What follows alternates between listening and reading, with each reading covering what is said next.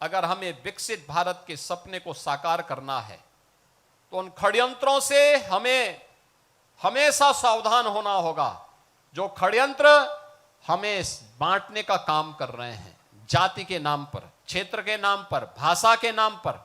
याद रखना, बल, बुद्धि और विद्या में भारत कभी इतिहास के किसी भी कालखंड में कभी कमजोर नहीं रहा, कभी कमजोर नहीं रहा।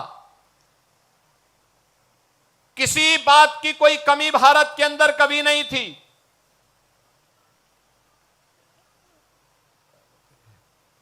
लेकिन जो लोग विकसित भारत नहीं चाहते, जो लोग समर्थ भारत नहीं चाहते, जो लोग सशक्त भारत नहीं चाहते, वे लोग भारत को जाति के नाम पर, क्षेत्र के नाम पर, भाषा के नाम पर, तमाम वादों के आधार पर बांट करके, सामाजिक ताने बाने को छिन्न भिन्न करके दुश्मन को प्रेरित और प्रोत्साहित करते हैं, दुश्मनों को प्रेरित और प्रोत्साहित करते हैं। उनकी सहानुभूति किसी गरीब के लिए नहीं है, उनकी सहानुभूति देश के लिए नहीं है, उनकी सहानुभूति उन लोगों के प्रति होती है जो घुसपैठिए के रूप में भारत के नागरिकों के हक पर डकैती डालने का काम कर रहे हैं। ये दृश्य आज देख रहे होंगे, ये दृश्य आज भी आप देख रहे होंगे।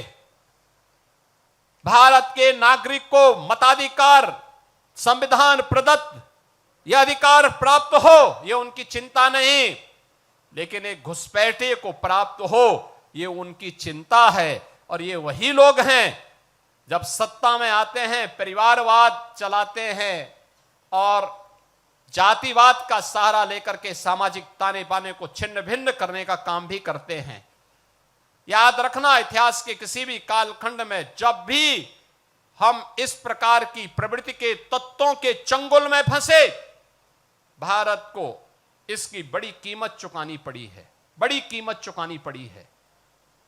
क्यों विदेशी हमलावर भारत पर हावी होते गए? ऐसा नहीं कि हमारे पास योद्धाओं की कमी रही हो, हमारे पास बल या बुद्धि या वैभव की कमी किसी स्तर पर रही हो। भारत गुलाम हुआ इसलिए क्योंकि एक ऐसी उस समय कुछ ऐसी ताकतें थी जो बांट रही थी, जैसे आज कुछ राजनीतिक दल फिर बांटने का काम कर रहे हैं। ये विभाजन हमारी कमजोरी का कारण था। इस विभाजन से फिर से बचने की आवश्यकता है। एक भारत श्रेष्ठ भारत के रूप में हमें एक समर्थ और सशक्त भारत के लिए, एक आत्मनिर्भर और विकसित भारत की संकल्पना को साकार करने के लिए आगे बढ़ना होगा, एकजुट होना होगा।